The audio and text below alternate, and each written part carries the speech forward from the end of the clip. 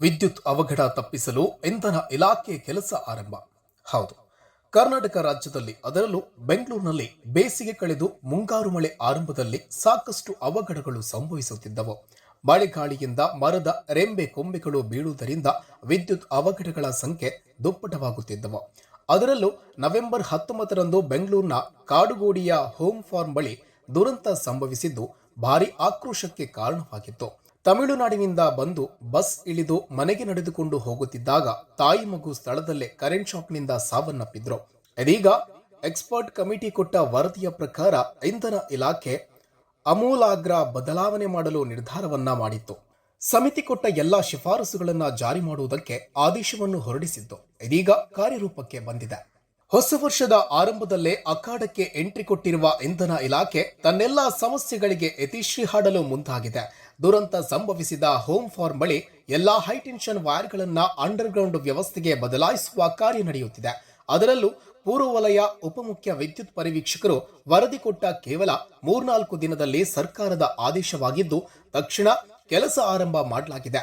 ಬೆಂಗಳೂರಿನ ಕಾಡುಗೋಡಿ ದುರಂತದ ರೀತಿಯಲ್ಲಿ ಮುಂದೆ ಯಾವುದೇ ದುರ್ಘಟನೆ ಸಂಭವಿಸಬಾರದು ಅನ್ನೋ ಕಳಕಳಿಯನ್ನ ಇಟ್ಟುಕೊಂಡು ಇಂಧನ ಸಚಿವ ಕೆಜೆ ಜಾರ್ಜ್ ಅಧಿಕಾರಿಗಳಿಗೆ ಕಟ್ಟುನಿಟ್ಟಿನ ಸೂಚನೆ ಕೊಟ್ಟಿದ್ದು ಅಧಿಕಾರಿಗಳು ಕೂಡ ತಕ್ಷಣ ಕಾರ್ಯೋನ್ಮುಖರಾಗಿದ್ದಾರೆ. ಎಕ್ಸ್ಪರ್ಟ್ ಕಮಿಟಿ ಕೊಟ್ಟಿದ್ದ ಪ್ರಮುಖ 19 ಶಿಫಾರಸುಗಳಲ್ಲಿ ಅತ್ಯಂತ ಅವಶ್ಯಕವಾಗಿ ಮಾಡಬೇಕಿದ್ದ ಕೆಲಸಗಳನ್ನ ಮೊದಲಿಗೆ ಇಂಧನ ಇಲಾಖೆ ಕೈಗೆತ್ತಿಕೊಂಡಿದೆ. ಹಳೆಯದಾದ ಶಿಥಿಲಗೊಂಡಿರುವ ವಿದ್ಯುತ್ ಮಾರ್ಗಗಳನ್ನ ಗುರುತಿಸಿ ಯುಜಿ ಕೇಬಲ್ಗೆ ಬದಲಾಯಿಸುವಂತೆ ಸಲಹೆ ನೀಡಲಾಗಿತ್ತು. ಇದೀಗ ಮೊದಲಿಗೆ ವಿದ್ಯುತ್ ಮಾರ್ಗಗಳ ಪರಿಶೀಲನೆ ಮಾಡುತ್ತಿರುವ ಬೆಸ್ಕಾಂ ಸಿಬ್ಬಂದಿಗಳು ಅವಶ್ಯಕತೆ ಇರುವ ಕಡೆಗಳಲ್ಲಿ ಎಲೆಕ್ಟ್ರಿಕ್ ವೈರ್ಗಳನ್ನ ಭೂಗತ ಮಾಡುತ್ತಿದ್ದಾರೆ. ಮುಂದಿನ ದಿನದಲ್ಲಿ ವಿದ್ಯುತ್ ವೈರ್ ತುಂಡಾಗಿ ಬಿದ್ದಿದ್ದರಿಂದ ಅನಾಹುತ ಸಂಭವಿಸಿದೆ ಅನ್ನೋ ಆರೋಪದಿಂದ ಮುಕ್ತವಾಗಲು ಇಂಧನ ಸಚಿವ ಕೆಜೆ ಜಾರ್ಜ್ ಮೇಲುಸ್ತುವಾರಿ ವಹಿಸಿಕೊಂಡು ಕೆಲಸ ಮಾಡಿಸುತ್ತಿದ್ದಾರೆ. ಹೀಗಾಗಿ ಮುಂದಿನ ಮುಂಗಾರು ಆರಂಭ ಆಗುವ ಮೊದಲು ವಿದ್ಯುತ್ ಸಮಸ್ಯೆಗಳಿಗೆ ಮುಕ್ತಿ ಸಿಗುವ ಸಾಧ್ಯತೆ ಇದೆ. ಟ್ರಾನ್ಸ್ಫಾರ್ಮರ್ಗಳು ಕೂಡ ಕೆಲವು ಕಡೆ ರಸ್ತೆಯಲ್ಲಿದ್ದು ಒಂದು ವೇಳೆ ಟ್ರಾನ್ಸ್ಫಾರ್ಮರ್ಗಳು ಸ್ಫೋಟ ಸಂಭವಿಸಿದರೆ ಅದರಿಂದಲೂ ಪ್ರಾಣಹಾನಿಯಾಗುವ ಸಾಧ್ಯತೆಗಳಿವೆ. ಈ ಹಿಂದೆ ಜ್ಞಾನಭಾರತಿ ಬಳಿ ಅಪ್ಪ ಮಗಳ ಮೇಲೆ ಟ್ರಾನ್ಸ್ಫಾರ್ಮರ್ ಆಯಿಲ್ ಸಿಡಿದು ಅಗ್ನಿ ಅವಘಡ ಸಂಭವಿಸಿತ್ತು. ಈಗಾಗಲೇ ಹಲವಾರು ರಸ್ತೆಗಳಲ್ಲಿ ಇದ್ದಂತಹ ಟ್ರಾನ್ಸ್ಫಾರ್ಮರ್ಗಳನ್ನ ಭೂಮಿಯ ಒಳಗೆ ಇಡುವ ಕೆಲಸ ಮಾಡಲಾಗಿದೆ.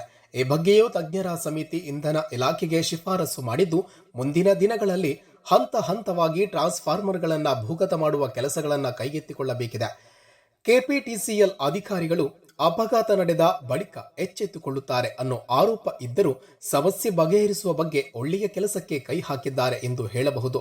ಮುಂದಿನ ದಿನಗಳಲ್ಲಿ ವಿದ್ಯುತ್ ಅವಘಡಗಳು ಕಡಿಮೆ ಆದರೆ ಅದರ ಶ್ರೇಯ ಇಂಧನ ಸಚಿವ ಕೆಜೆ ಜಾರ್ಜ್ ಅವರಿಗೆ ಸಲ್ಲುವುದರಲ್ಲಿ ಯಾವುದೇ ಸಂಶಯವಿಲ್ಲ. ಹೆಚ್ಚು ಮಾತನಾಡದೆ ಮೌನವಾಗಿದ್ದರೂ ಉತ್ತಮ ಕೆಲಸ ಕಾರ್ಯಗಳು ನಡೆಯುತ್ತಿವೆ ಅನ್ನೋದು ಸಂತಸದ ವಿಚಾರ. ಹೆಚ್ಚಿನ ವಿಡಿಯೋಗಳಿಗೆ ಪ್ರತಿಧ್ವನಿ ಯೂಟ್ಯೂಬ್ ಚಾನೆಲ್ ಸಬ್ಸ್ಕ್ರೈಬ್ ಮಾಡಿ, ಬೆಲ್ ಐಕಾನ್ ಕ್ಲಿಕ್ ಮಾಡಿ.